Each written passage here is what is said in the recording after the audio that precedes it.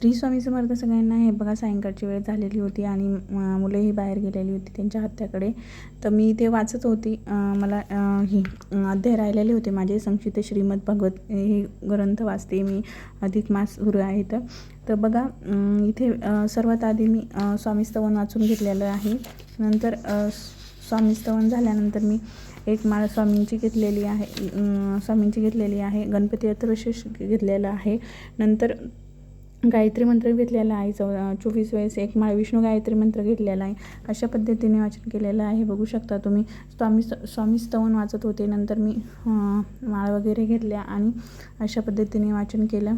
तर बघा सगळ्यांनी नक्की करा, कारण की खूप जेवढा आपण प्रत्येक एकादशीलाही संक्षिप्त श्रीमद भागवत पारायण वाचलं तरीही चालतं. अशा पद्धतीने तुम्ही वाचू शकता. खूप छान आहे.